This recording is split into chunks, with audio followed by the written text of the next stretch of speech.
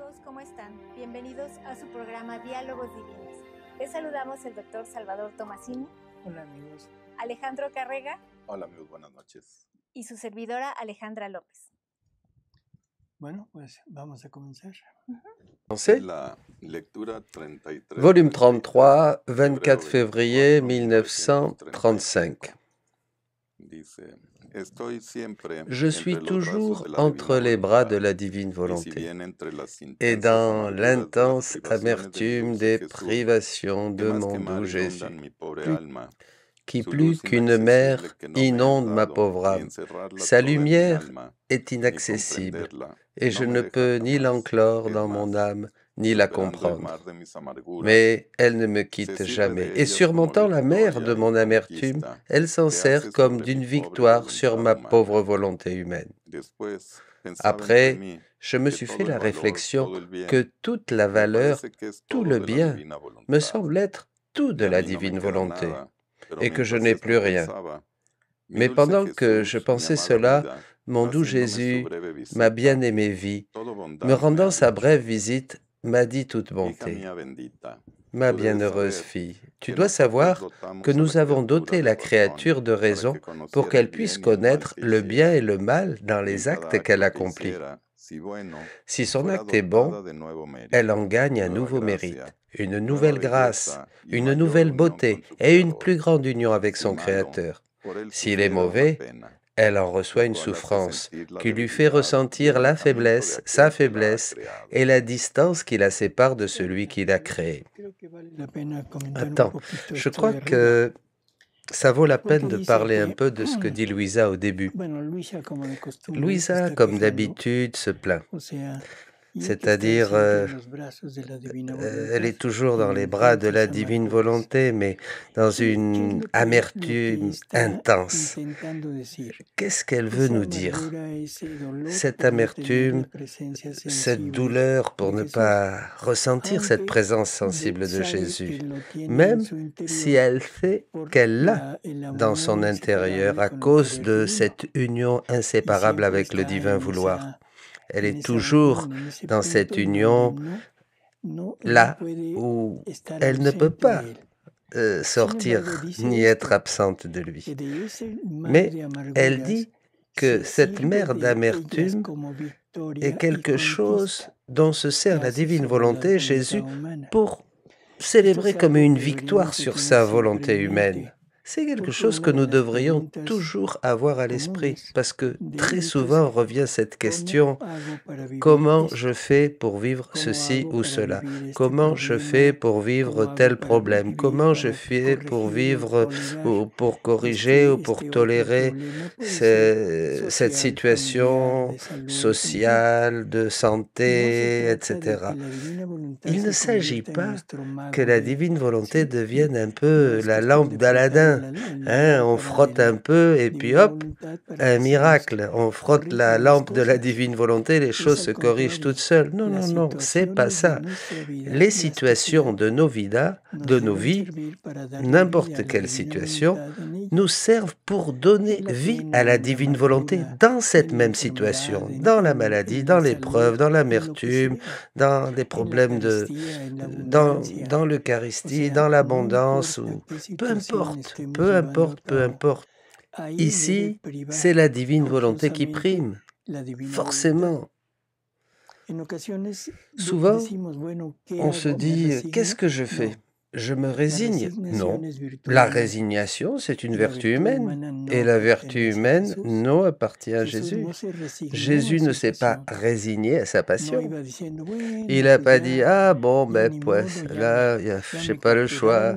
Ça y est, ils m'ont attrapé. Bon, allez, je me résigne. Non, non, non.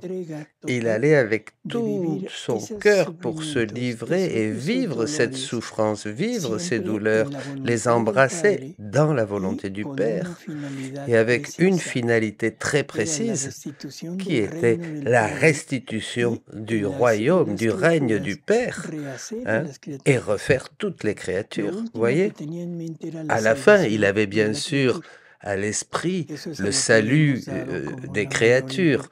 Nous avons donné à cela la grosse importance, mais en fait, ce qui lui importait surtout, c'était restituer le règne au Père. Parce que celui qui a perdu, le grand perdant au paradis, c'est Dieu, c'est pas l'homme. L'homme n'a pas été celui qui a été jeté du paradis. Celui qui a été jeté du paradis, c'est Dieu. Et ça, nous l'avons vu dans plusieurs enseignements. Hein? Bon, c'est pas la peine de revenir sur ce point. Mais toute situation doit nous servir comme une aide pour donner vie à la divine volonté en toute chose. Et l'exemple, nous l'avons bien sûr en Jésus. Nous pouvons tout transformer en aliment, bien sûr, un aliment qui permet de faire grandir la vie divine qui se forme en nous. Une question, j'ai une question. Jésus dit, j'ai une question. Il dit, nous avons doté la créature de raison. Cette raison, c'est notre conscience qui nous permet de connaître le bien et le mal dans nos actes. C'est ça la conscience? C'est une question. Meilleur, ne pose pas cette question. La conscience, c'est ce qui te dit si tu as causé un éloignement ou pas de Dieu. Elle est en relation avec la raison, bien sûr, puisque la raison, c'est ce qui te fait savoir si ce que tu fais est correct ou incorrect. Mais la conscience, c'est... Tu peux l'endormir. La raison, jamais. Jamais tu vas endormir la raison. Tu peux endormir le fait de voler, mais tu pourras jamais penser que voler est quelque chose de bien. Je ne sais pas si vous me comprenez. Non. Bon. Parce que dans certaines cultures, par exemple, tuer était bon. Oui, dans certaines cultures, si tu es né dans cette culture, dans ton enfance, hein, c'est ton éducation. Mais on parle du moment actuel. Si tu tues quelqu'un, tu peux penser que c'est ton obligation, si c'est par vengeance, pour quelque chose de grave qu'on t'a fait. Mais cela te dit que c'est un acte bien? Ta raison te dit que non, bien sûr. Ta raison te dit que c'est un acte coupable, qui va à l'encontre de ce que l'on doit faire. Oui, par exemple, quelqu'un a tué quelqu'un de ma famille et je veux me venger. Je vais donc aussi tuer quelqu'un de la famille adverse. C'est une vengeance pour moi. La raison me dit, c'est bien, ils ont tué quelqu'un de ta famille, mais ta conscience te dit non. Je suis désolé pour toi, oui. J'ai écouté ce programme une autre fois. Non, mais c'est pas la même chose. Hein. La raison est l'œil de l'âme et la lumière qui parvient jusqu'à la créature, lui fait voir la beauté de ses bonnes œuvres, le fruit de ses sacrifices. Et lorsque la créature fait le mal, la raison sait comment le lui faire sentir. La raison possède cette vertu, que si la créature agit bien, elle se sent au poste d'honneur et maîtresse d'elle-même. Et à cause du mérite qu'elle acquiert, elle se sent forte et en paix. Si elle fait le mal, la créature se sent confuse et esclave de ses propres maux. Mais lorsqu'elle accomplit de bons actes dans ma divine volonté, en vertu de la raison qu'elle possède, nous lui donnons le mérite des actes divins. Ce mérite lui est donné en fonction de ses connaissances, et si la volonté humaine veut œuvrer dans la nôtre, elle s'élève tellement qu'elle ne reste plus dans les profondeurs des actions humaines, bien que bonnes, mais elle entre dans le divin vouloir et imprègne son acte comme une éponge de sa lumière, de sa sainteté et de son amour, si bien que son acte disparaît dans le nôtre et que c'est notre acte qui réapparaît. Car c'est justice que l'honneur soit rendu au mérite divin. Et comme la créature perd tout prestige humain dans notre divine volonté, on croit que la créature elle-même ne fait rien. Mais cela n'est pas vrai. Lorsque ma volonté travaille, c'est en vertu du fil de la volonté humaine qu'elle a reçu dans ses mains et qui forme son prestige et ses conquêtes sur les actes de la créature. Et la raison humaine abandonne les droits qu'elle a reçus en hommage à ma volonté. Et cela, c'est plus que faire quelque chose, parce que Dieu reçoit alors l'échange du plus beau des dons qu'il a fait à la créature, c'est-à-dire la raison et la volonté. La créature nous donne avec cela tout ce qu'elle peut nous donner. Elle nous reconnaît, elle renonce à elle-même, elle se renonce à elle-même, elle nous aime d'un très pur amour, et notre amour est tel que nous la revêtons de nous-mêmes. Nous lui donnons nos œuvres, de telle sorte que la créature ne peut plus rien faire sans notre volonté. Et notre bonté est si grande que même lorsque la créature fait le bien humainement, nous lui en donnons le mérite humain parce que nous ne laissons jamais sans récompense un seul acte de la créature. On peut dire que nous gardons les yeux fixés sur elle afin de voir ce que nous pourrions lui donner pour la récompenser.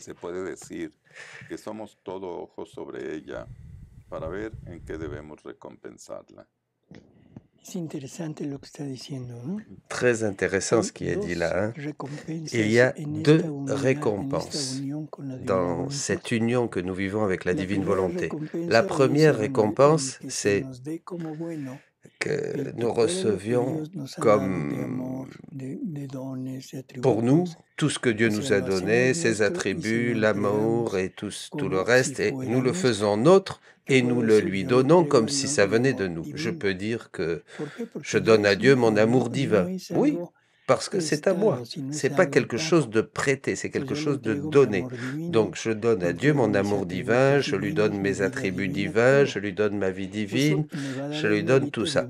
Et il va me donner le mérite d'un acte divin. Mais avec cela, pour que cela puisse arriver, et notre bonté est si grande que même lorsque la créature fait le bien humainement, nous lui en donnons le mérite humain. Parce que nous ne laissons jamais sans récompense un seul acte de la créature. On peut dire que nous gardons les yeux fixés sur elle afin de voir ce que nous pourrions lui donner, comment la récompenser. Nous avons donc deux récompenses. Et Dieu reçoit aussi deux dons, si on peut dire, le don divin de la créature, mais aussi ce don humain de la créature qui s'est livré à son Dieu. Après quoi il garda le silence, et je continuais à penser comment cette divine volonté a toujours l'œil sur nous et nous aime tant qu'elle ne nous quitte pas un seul instant. Lorsque mon doux Jésus reprit la parole, « Ma fille, ma divine volonté est tout pour la créature. Sans ma volonté, elle ne pourrait pas vivre même une minute. Tous ses actes, ses mouvements et ses pas lui viennent de ma volonté, et la créature les reçoit sans savoir d'où ils ne viennent, ni qui lui donne la vie. C'est pourquoi beaucoup ne pensent pas à tout ce que ma volonté fait pour elle et ne lui accordent pas les droits qui lui sont dus. » Ce passage est très très important. Toute la vie, nous vivons, nous fonctionnons, mais grâce à la divine volonté qui est en nous. C'est le premier mouvement de tous nos actes. C'est pour cela qu'il est nécessaire de savoir que ces droits de mon divin vouloir permettent à la créature, qui les connaît, de pouvoir faire cet échange et de savoir qui est celui qui donne la vie à ces actes, qui ne sont rien d'autre que des statuts animés par mon divin vouloir. Et ces droits sont innombrables. Droits de création, de conservation, d'animation continuelle. Tout ce que ma divine volonté a créé et qui sert au bien-être de l'homme constitue un droit sur lui, sur l'homme. Par conséquent, le soleil, l'air, le vent, l'eau, la terre et toutes han choses sido creados ont y été dados al hombre créées por mi par ma voluntad. volonté et sont Así que autant por de cuantas droits cosas qu'elles le ha détiennent dado, sur l'homme. tantos derechos de más tiene sobre el hombre. De plus, Mi ma redención, rédemption, el perdón le después de la pardon culpa, après mi le péché, gracia, el ma buen obrar, grâce, le son bienfait derechos du mayores travail que ella sont des adquiere droits sobre plus él. grands encore que Se ma puede volonté a decir acquis sur la créature. que está como On unida en peut mi dire que la voluntad. créature est Sin façonnée embargo, par ma no es volonté, conocida. qui est Qué cependant dolor de inconnue. no ser reconocida. Quelle souffrance Ahora, de ne para pas tener el être triunfo, reconnue. la vida de mi voluntad en Mais la afin d'avoir le criatura, triomphe, es la vie necesario de que se ma conozca volonté qué dans la cosa créature, ha il hecho, est nécessaire qué qu'elle hace sache por amor de ce ellas, que ma cuáles son sus volonté a justos fait et derechos. continue de Y faire par cuando haya amour pour les conocido esto, créatures. se Et quels pondrá en sont orden ces con justes interés, droits? sentirá quién es Lorsque quién, la le créature da la saura vida, cela, elle se quién se mettra en mueve a su règle avec mon movimiento, vouloir. quién late en Elle su sentira corazón. qui forme sa vie, Y qui mientras lui donne le recibirá de mouvement ella la vida et fait que battre forma son su cœur. vida, Et en recevant dará de a ma ella volonté como la vie qui homenaje, forme sa vie, amor y elle lui gloria, rendra aquella l'hommage, misma l'amour vida et que la forma en gloire ella, avec y mi cette vie voluntad même recibirá sus formée en elle. derechos Et ma y volonté recevra regresará ses a su droits. seno de luz La todo lo créature que rendra es homme alors dans que le con sein tanto de amor le había dado. lumière de ma volonté En tout ce suma, qui se lui sentirá appartient renacida de nuevo et en qu'elle sus a brazos donné avec a tant aquella d'amour que à la con tanto créature. amor había creado. Bref, A ma ver, volonté vamos sentira naître à nouveau repasar un poquito. dans ses bras celle qu'avec tant Dice d'amour que es elle a necesario créée.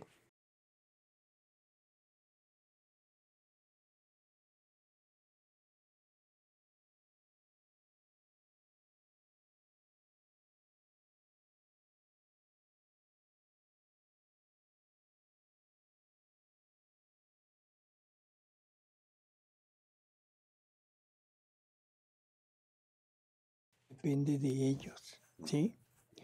Y que ellos, o sea, Ils, no son nous, otra cosa que ne la sont rien vestidura, d'autre que las les estatuas vêtements, les animadas statues de ella. animées ¿Qué está de diciendo? mon divin vouloir. Los derechos. de Qu'est-ce la qu'il dit vestidura. là? Ahí Tú dice. eres la vestidura. Tu es Ah, no son los le derechos. vêtement.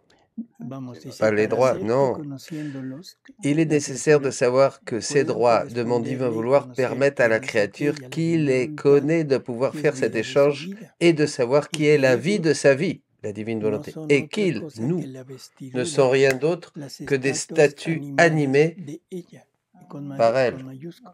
Ok. par mon divin vouloir. Entonces, esto es algo que C'est quelque deberíamos de chose tener que nous siempre en devrions mente. toujours avoir présent à l'esprit. Fuimos creados, Nous o avons été sea, para créés que Dios viviera pour en que Dieu nosotros, puisse se vivre en nous, uniera a nosotros por medio de s'unisse sus à nous. derechos, por C'est medio son de esos droit à travers potencias ses del alma, droits, para par poder ses ser la puissances de vestidura l'âme. de Dios en la tierra. Il peut vivre en nous et nous Igualito que sommes le Jesús. vêtement de Dieu sur Jesús la lo terre, dice en varias comme ocasiones, Jésus. pero esa Jésus le donde dit dice, plusieurs no fois. soy yo quien obra, es mi Il Padre dit, que c'est obra pas en moi mí. qui œuvre, c'est le Père qui Felipe, œuvre en hace moi. tanto tiempo Philippe, ça fait que tant de estoy con temps que je ustedes suis y no has avec visto toi al et Padre. tu n'as pas vu le Lo que Père. está diciendo es exactamente esto. C'est ça que La dit humanidad de Jésus Jesús ici. L'humanité es de una Jésus humanidad que est tiene une humanité en qui, perfecto orden qui estos a en derechos de Dios parfait sobre ella. ordre ces droits Por de lo Dieu tanto, la sur humanidad de cette Jesús humanité. está Voyez, sirviendo l'humanité de de un Jésus, velo donc, est un para voile responder a la divinidad. qui cache la divinité. O sea, toda la persona, toda Toute la la personne, voluntad humana, toute las la potencias volonté del humaine, les alma de puissances Jesús de l'âme de están en Jésus unidad sont con en todos une los de la unité divinidad avec la y sirven divinité de velo et para servent, velarla. servent de voile ¿Qué pasó pour qui la cachent, en el monte Tabor, comme au mont Tabor par exemple, en la transfiguración? dans la ¿Qué fue transfiguration. lo que hizo? Qu'est-ce qu'il a fait Jésus? O sea, permite que en un Il a momento dado la permis divinidad que qu'à un está moment, velada en su cette interior divinité qui est cachée en salga, lui ¿sí? sorte O sea, que complètement esa de es lui. una parte curiosa. Voyez? Otra cosa curiosa, que Une autre esa es chose idea aussi très mía, curieuse, no lo tomen en bon, cuenta. ça c'est une idée à moi, La mais ne le Virgen de prenez Guadalupe, pas, ne le la, tenez vir- pas en la, compte. la mujer La Vierge revestida de sol, de Guadeloupe, ¿no hein, será la el femme contrario? revêtue du soleil, c'est pas ¿No le será, no contraire, será que c'est pas la luz que plutôt sale de ella es ce esa soleil, luz cette que la lumière divinidad qui sort está en elle, saliendo de ella cette como una divinité qui est epifanía, en elle, decir, hein, vean quién se soy? manifeste hein, en dehors et bien Bueno, sûr. Bon, simples conjeturas, no nos hagan caso, ne faites pas attention à ce que j'ai seguimos. dit, hein. Continuons. Oh, si tous pouvaient connaître les droits de ma volonté, son amour ardent et constant, qui est si grand que lorsque, mieux qu'une mère, elle lui donne la vie et le jour. Sa jalousie d'amour est si grande qu'elle ne la quitte pas un seul instant.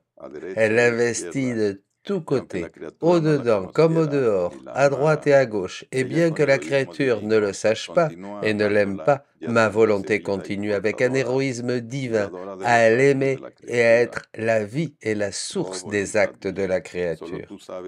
Oh, ma volonté, toi seul es capable d'aimer avec un amour héroïque, fort, incroyable et infini, celle que tu as créée et qui ne te reconnaît même pas.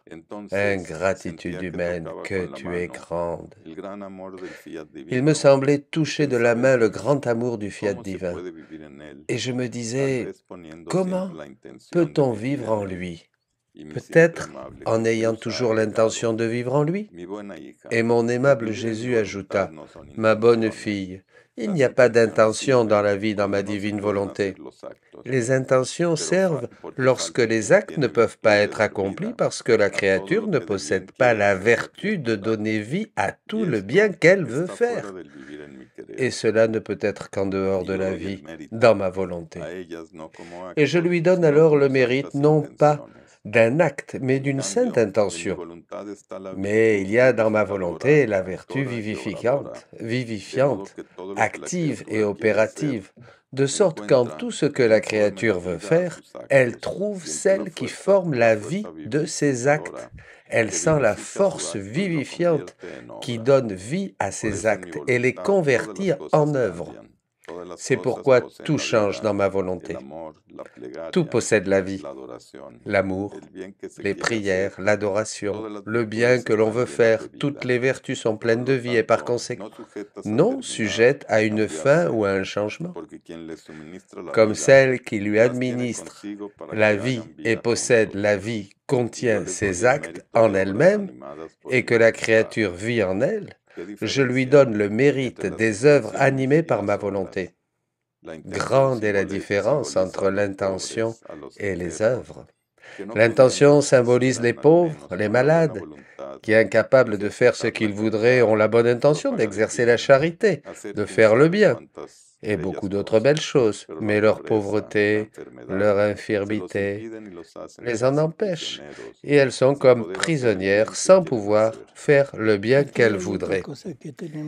Ici, il y a encore quelque chose qu'il faut bien comprendre. La parole, le mot intention, dans tout ce que Jésus a dit, il le prend, il le dit comme une intention humaine. J'ai l'intention de faire ceci, j'ai le désir, je voudrais faire cela. Mais ce n'est pas une œuvre, c'est un désir, c'est une pensée, c'est quelque chose qui peut se réaliser ou ne pas se réaliser. D'accord. Mais Jésus définit l'intention d'une autre manière. Lorsqu'il parle des pas qu'il faut faire pour pouvoir arriver à vivre dans la divine volonté. Il dit que d'abord, c'est la connaissance. Ensuite, se disposer, la disposition. Et ensuite, le troisième pas, l'intention. Vous voyez? Alors, Jésus, je ne comprends pas. C'est ce dont il a parlé là ou là? Non. Il dit que l'intention, c'est l'appel que fait la volonté humaine pour qu'elle vienne agir dans notre acte. Vous voyez, ce n'est pas seulement le désir, ça devient un acte. C'est-à-dire, on l'appelle dans ce sens. L'intention est vraiment l'acte, et l'acte pratiquement en plénitude, qui est justement d'appeler la divine volonté, nous mettre à sa disposition et lui dire « agis, agis dans la mesure de cette connaissance que j'ai. Vous voyez, les trois choses s'unissent. Donc, ayons bien ça à l'esprit. Ici, Jésus le dit de manière humaine. Et dans ce dont nous parlons maintenant, c'est vraiment un point dont l'intention n'a pas de valeur. La créature qui vit dans ma volonté peut aller où elle veut pour faire la charité, faire du bien à tous et aider tout le monde. Il y a tant de richesses dans ma volonté que la créature se perd en elle et peut prendre à pleine main tout ce qu'elle veut pour aider tout le monde, et en plus, sans cri et sans bruit, comme un rayon de lumière, elle offre son aide et se retire.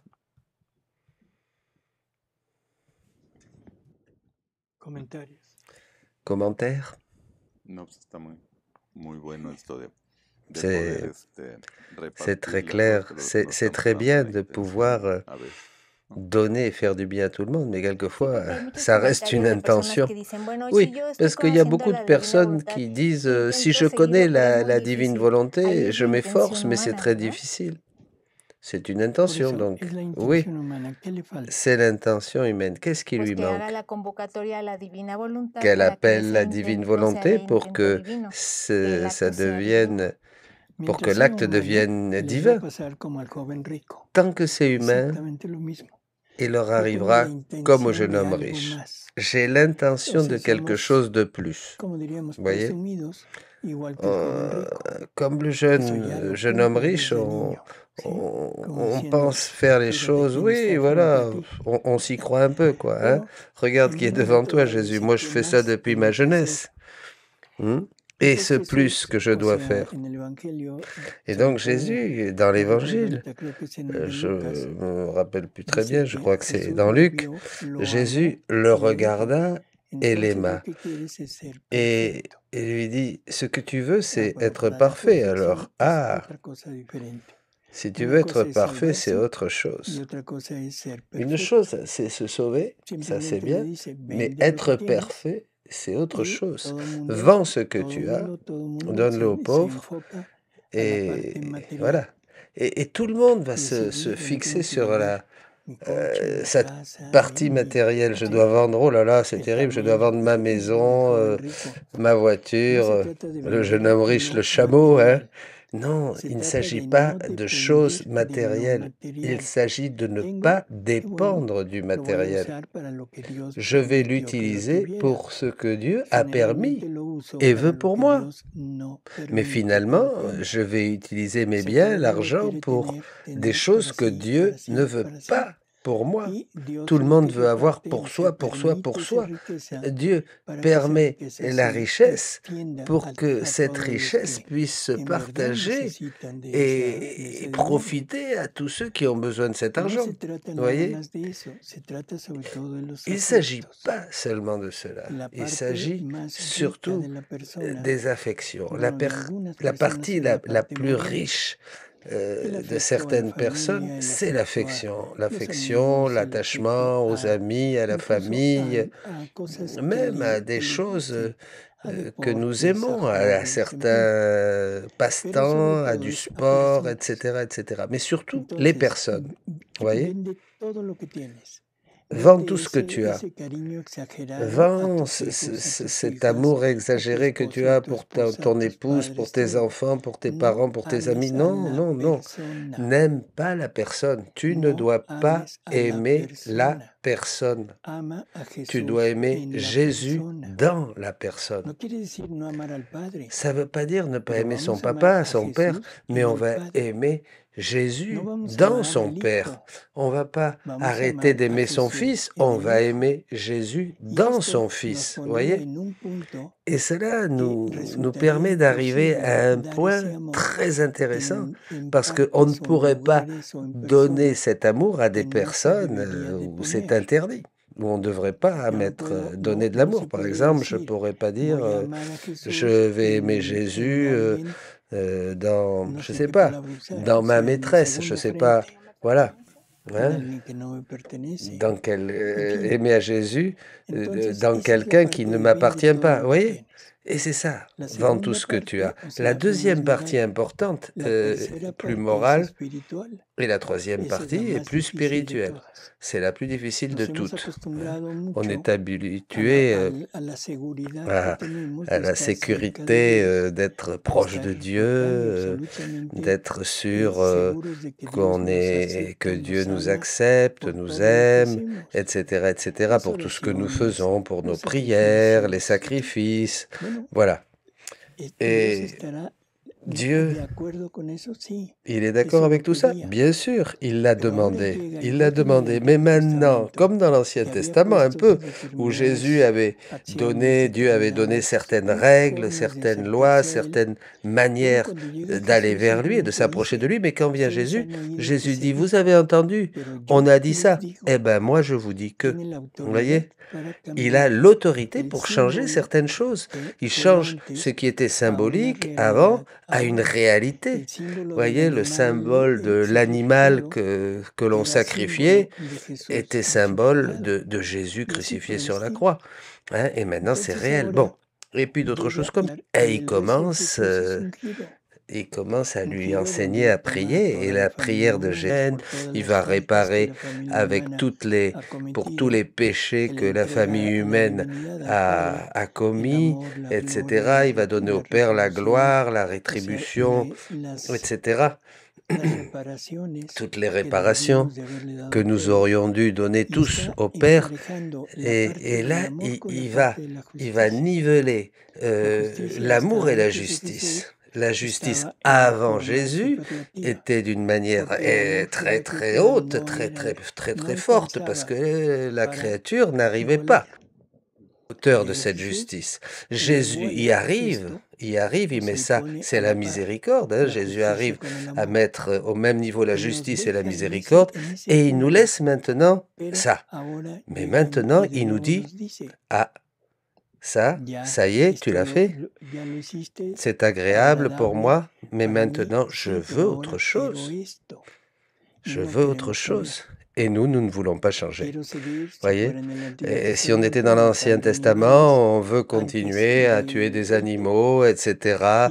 Et maintenant, la circoncision, on veut continuer avec les interdits des aliments, les aliments interdits, etc., etc.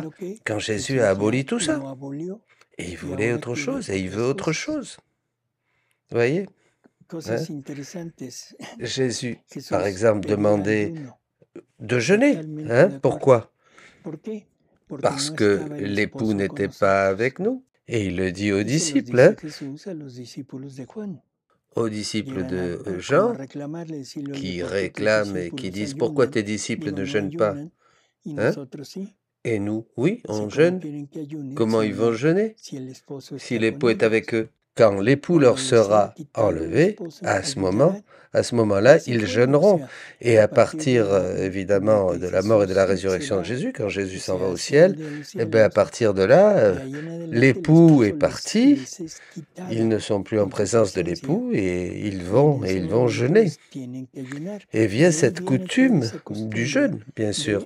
Hein? Mais maintenant, l'époux est là. Est-ce qu'il va falloir aussi jeûner? Non. Il faut jeûner, mais jeûner de ma volonté propre. Ah si, là je dois jeûner. Là, le jeûne matériel était symbole du vrai jeûne, le jeûne que Dieu voulait que l'on fasse, qui est le jeûne de notre volonté humaine. Vous voyez? Et il faut comprendre ces choses. Et quand on commence à comprendre ça, avant tout ce que tu as, vient enfin l'autre partie, la partie la plus importante. Et c'est quoi? Prends ta croix. Une fois qu'il y a eu vent, tout ça, donne-le aux pauvres. Maintenant, viens, prends ta croix. C'est-à-dire la croix qui est la tienne. La divine volonté doit se vivre en tout ce qui peut nous arriver, en tout ce qui peut nous surprendre. Prends la croix qui est la tienne. La croix de la maladie, la croix d'un handicap, la croix du manque, la croix de la trahison, la croix du mensonge, la croix de la persécution. Ça, voyez, c'est la phase préparatoire. Où c'est que nous allons avec la croix en suivant Jésus? Au Mont Calvaire. Et qu'est-ce qu'on va faire? On va mourir avec lui. Vous voyez, cette mort de notre volonté humaine que Jésus nous demande depuis le début, depuis le début du livre 1. Et pourquoi on va mourir? Pour mourir, c'est tout? Non, pour ressusciter, bien sûr, mais ressusciter pas avec la même vie que nous avions avant. On va renaître à une vie divine, à une vie glorieuse, où il n'y aura plus de mort, où il n'y aura plus tous ces manques, toutes ces misères et tout cet humain et le temps, etc. Vous voyez, tout ce que nous exige, nous sommes ressuscités avec le Christ et nous ressuscitons à une vie divine. Et quand? Où? Ici, maintenant, déjà, depuis la terre, depuis cette vie sur terre. Il faut avoir ça vraiment très présent à l'esprit, tout ce processus. Continuons. Continuons avec le volume 33 du 10 mars 1935.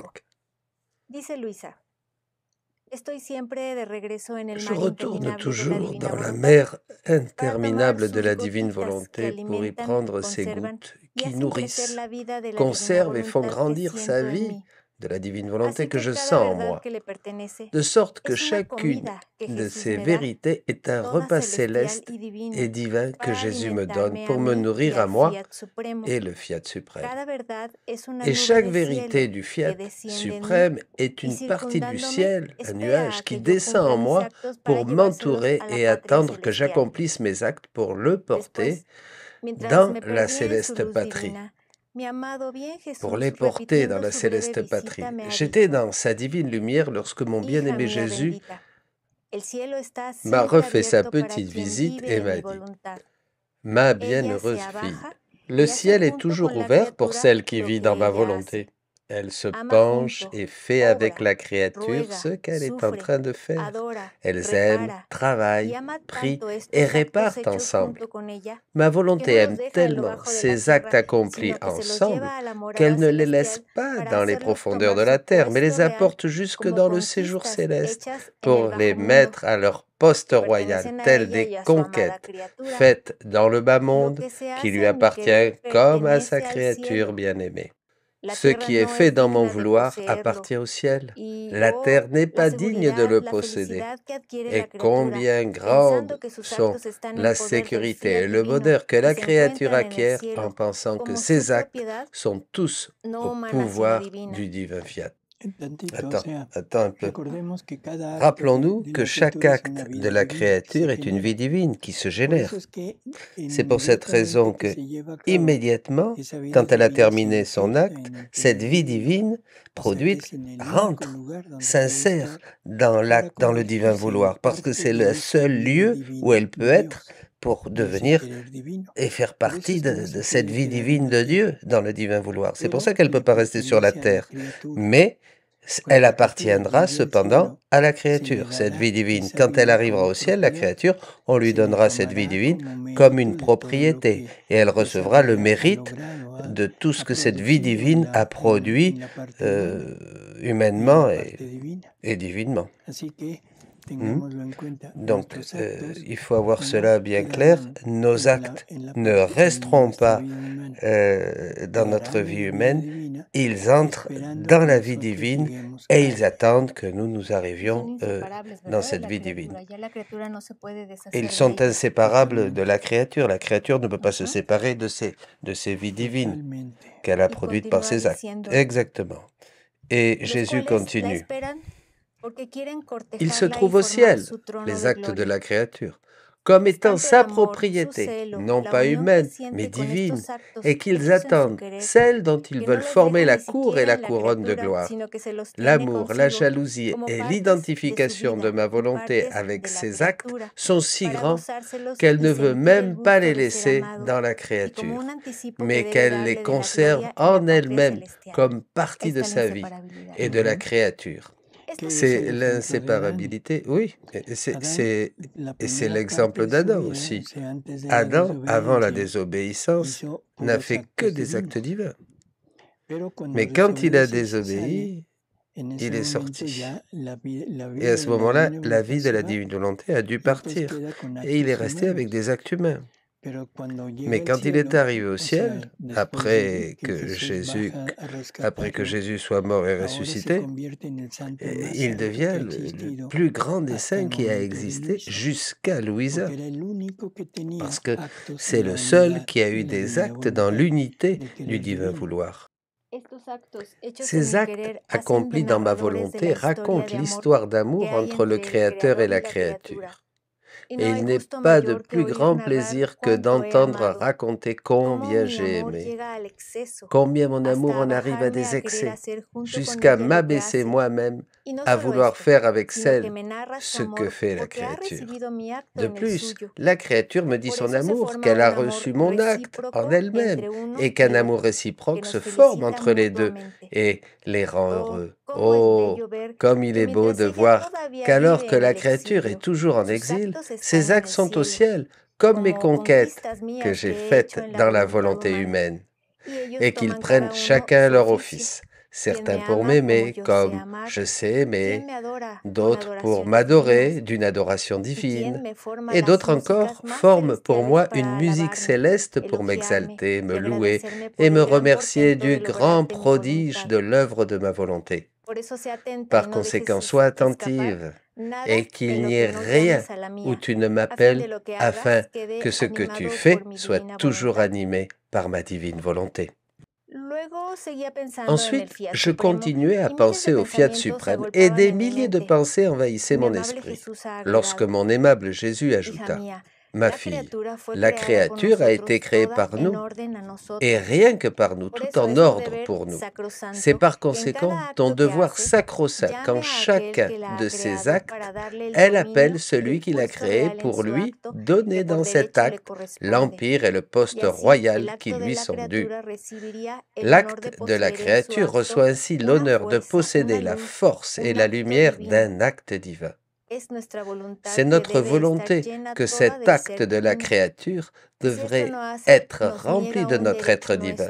Et si elle ne le fait pas, c'est un droit que la créature nous refuse. Elle nous place alors en dehors de ces actes qui restent des actes humains, sans force et sans lumière, dans une obscurité si dense que son intelligence ne voit que des ombres noires, qu'elle avance péniblement et à tâtons en attendant qu'on allume la lumière, mais personne ne le fait. Que quelqu'un appelle la force, mais personne ne l'appelle. Et bien que cet acte soit de Dieu et qu'elle s'en serve, elle le place en dehors d'elle-même, en dehors de son acte. Notre décret est que personne n'entre au ciel si son âme n'est pas remplie à ras-bord de notre volonté et de notre amour. Le moindre petit espace vide lui ferme le ciel. D'où la nécessité du purgatoire, pour vider l'âme par les souffrances et par le feu de tout ce qui est humain, et de la remplir par les angoisses, les désirs et les martyrs d'un pur amour et d'une divine volonté pour la rendre capable d'entrer dans la patrie céleste. Et sans acquérir cependant, avec tant de souffrance, aucun mérite, ni grande gloire, mais seulement parce qu'elle veut être admise au céleste séjour. Ici, nous avons une explication parfaite de ce qu'est le purgatoire et le ciel.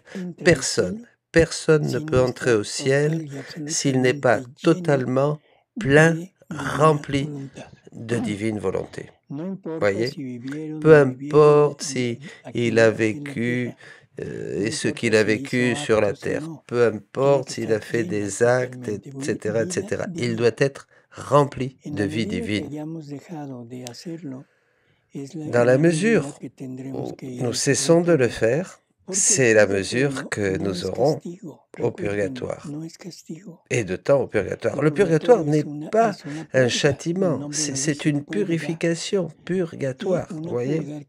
C'est une purification qui enlève le mauvais, ce que la personne a de mal en elle. Le purgatoire, c'est une purification spirituelle où on doit enlever tout l'humain, tout ce qui est mauvais, tout ce qui ne peut pas vivre en union avec Dieu. Vous comprenez? Combien de temps passerons-nous au purgatoire?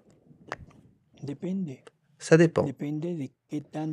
Ça dépend à quel point nous avons vécu séparés de Dieu et aussi de combien je suis attaché à mes choses, à moi.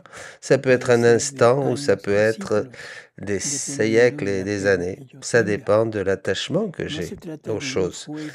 Il ne s'agit pas d'un feu matériel, comme on le voit dans les peintures, pour nous donner une idée, de ce que c'est, bien sûr, mais c'est le feu de l'amour.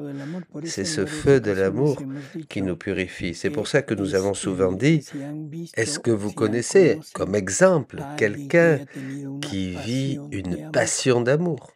Une passion qui peut le conduire jusqu'à la mort, au suicide, au crime. Vous voyez? Il fera tout ce qui est nécessaire pour que cet amour soit satisfait de manière personnelle. Peu importe le reste pour lui. Enfin, le purgatoire a cette fonction. Et personne ne peut entrer au ciel s'il n'est pas un complexe, un ensemble complet de divine volonté. Si nous acquérons eso sur la terre, nous aurons un mérite divin. Si nous l'acquérons au purgatoire, nous aurons un passeport pour le ciel, mais sans mérite. Sur terre, nous devons aimer les personnes, mais aimer Jésus dans les personnes. Parce que si on aime seulement la personne, on va perdre cela et on va le devoir au purgatoire. Hein? Chaque fois que tu dis à quelqu'un « tu es mon chéri, tu es ma vie » et que tu le dis sérieusement, hein? Tu es en train d'amasser du feu pour le purgatoire parce que tu es attaché à la personne. Tu comprends? C'est pour ça que le premier commandement qu'on n'a pas vraiment compris, c'est aimer Dieu sur Alexandra. Sur Alexandro. Il ne s'agit pas d'aimer la personne ou à Dieu plus que la personne, mais dans chaque personne. Vous voyez? C'est ça le point, le sommet de tout. Et Jésus termine en disant, si ces âmes avaient pu, lorsqu'elles étaient sur la terre, appeler notre vie dans leurs actes, chacun d'eux serait pour elles une grande gloire et une beauté de plus, portant le sceau des œuvres de leur Créateur. Oh, avec quel... Et dans cette reconnaissance mutuelle, le bonheur est si grand que le ciel en demeure surpris en voyant les joies, la gloire, les béatitudes que l'être suprême déverse sur ces heureuses créatures. C'est pourquoi je te veux toujours dans ma volonté et dans mon amour, pour que l'amour brûle tout ce qui ne m'appartient pas, et que ma volonté, avec son pinceau de lumière, forme notre acte dans ton acte. Nous nous reconnaissons en elle, et elle se reconnaît en nous. Tout le ciel, quand il verra cette âme, verra la divinité. C'est quelque chose de très important. Il y a une égalité entre la créature et le Créateur. Vous voyez? Vie divine dans l'un, vie divine dans l'autre. Un par nature et l'autre pardon, par grâce. Et cette parole s'accomplit, ce qu'il est par nature, la créature le sera par grâce, par participation. Nous avons quelques questions, Emma? Oui.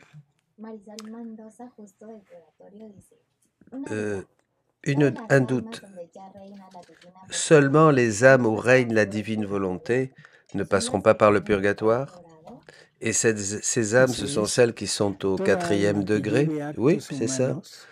Toutes les âmes qui ont des actes humains définitivement mérite le purgatoire. Il faut enlever ces actes humains, ces affections humaines, vous comprenez? C'est le jeune homme riche. Chez le jeune homme riche, Jésus nous donne les premières indications de ce que nous devons enlever. Autre question de Angèle.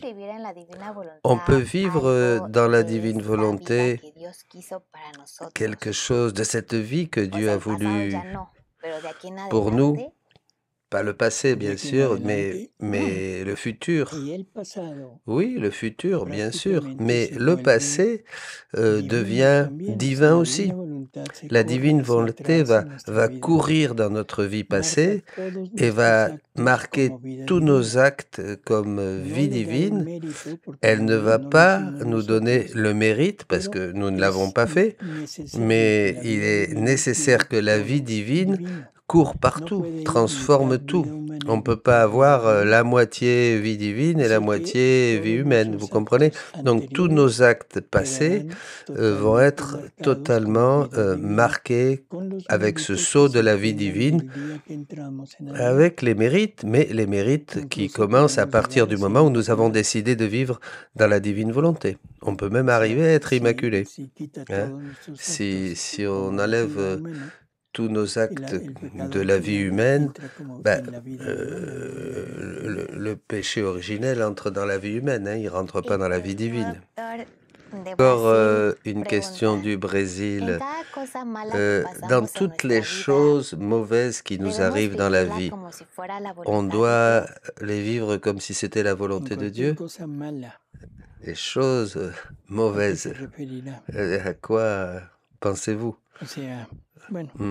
Enfin, tout ce qui peut nous arriver, qui n'est pas provoqué par nous-mêmes, parce que si c'est quelque chose de mauvais, que c'est moi qui provoque, dont je suis la cause, je ne peux pas le mettre dans la divine volonté, bien sûr, mais toutes choses mauvaises qui peuvent m'arriver de la part du prochain, de problèmes naturels, tout, bien sûr, tout, je dois tout vivre dans la divine volonté.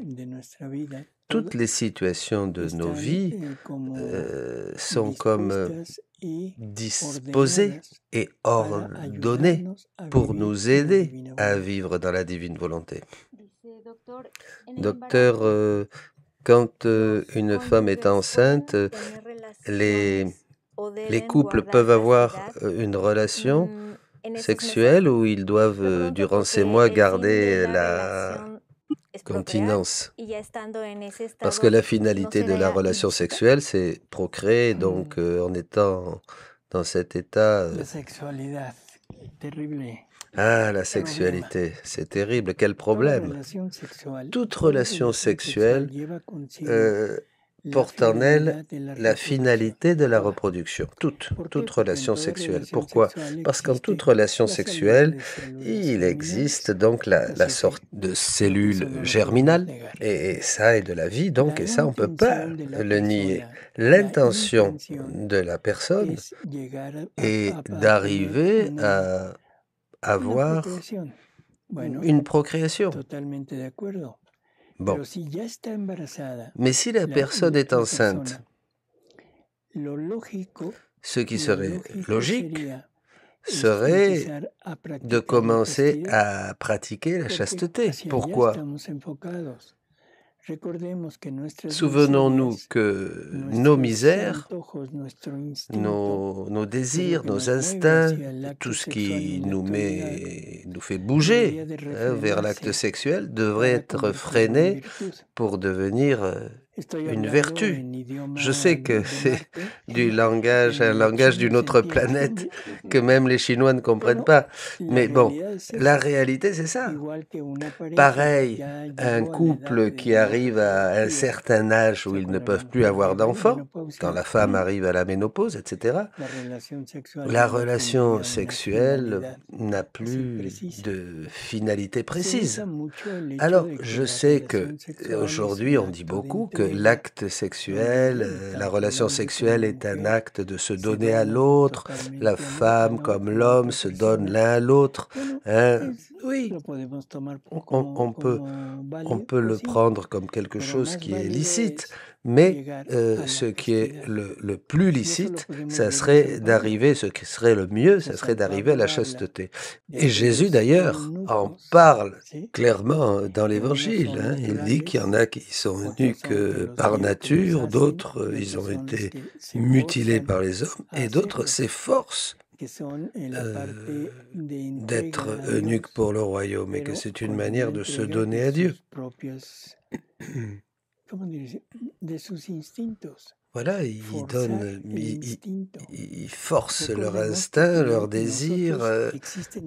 Bien sûr, pensons que chez nous, il y a 3 natures, 4, si on peut dire. D'abord, une nature minérale, nous sommes formés par des minéraux, une nature végétale qui a tout un tas de choses et d'activités qui ne sont pas conscientes, mais qui répondent à des stimulus. Hein.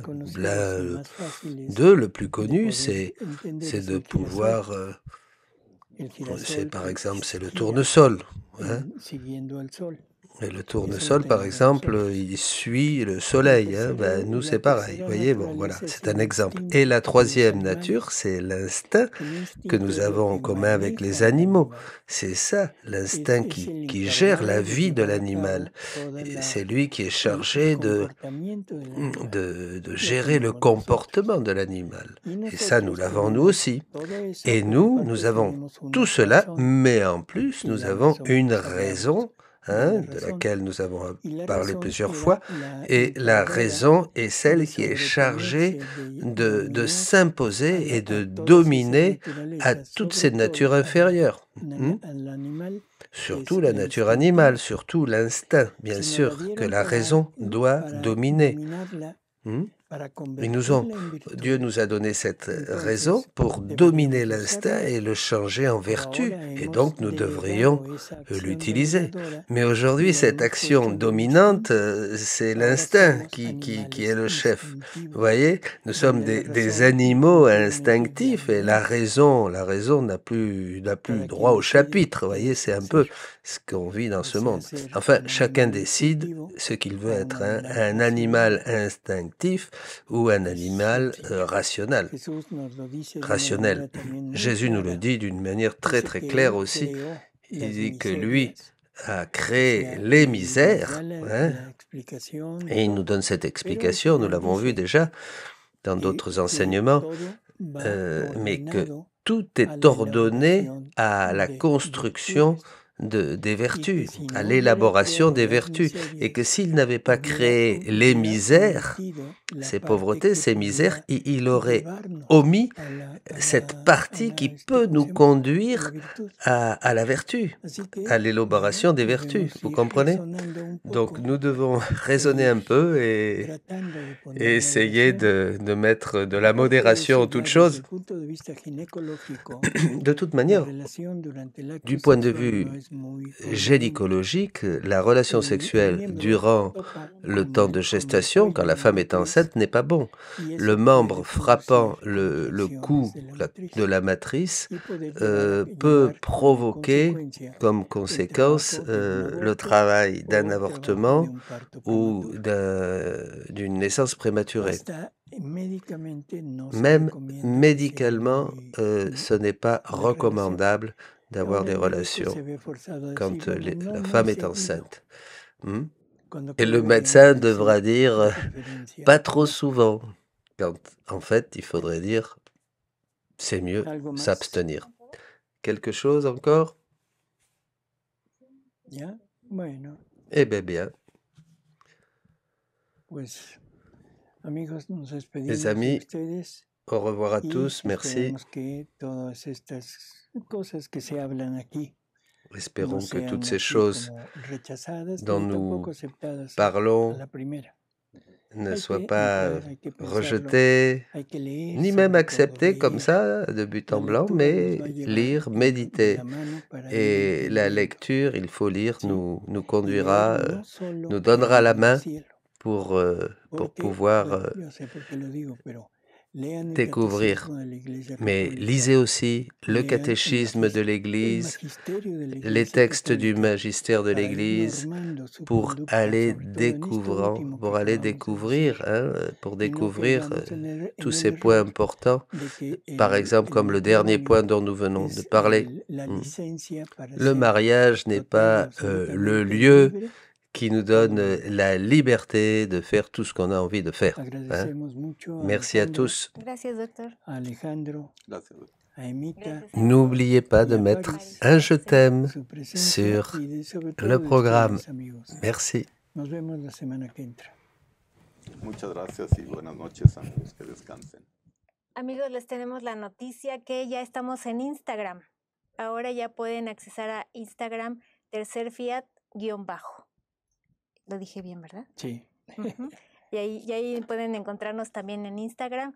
Y tenemos saludos, Amita. Sí, Ale, tenemos saludos de Canadá, Toluca, Colombia, Chile, Guatemala, Michigan, Costa Rica, El Salvador, Cuernavaca, Guadalajara, Argentina, Cuautitlán, Hidalgo, Ecuador, Puerto Rico, Aruba, Monterrey, Panamá, Carolina del Sur, Israel, Guerrero, Australia, Venezuela, El Salvador, Manzanillo, Paraguay y Portugal. Muy bien. Bueno, pues muchísimas gracias, amigos. No se le olviden dar like al programa y compartirlo. Muy bien. Hasta la próxima.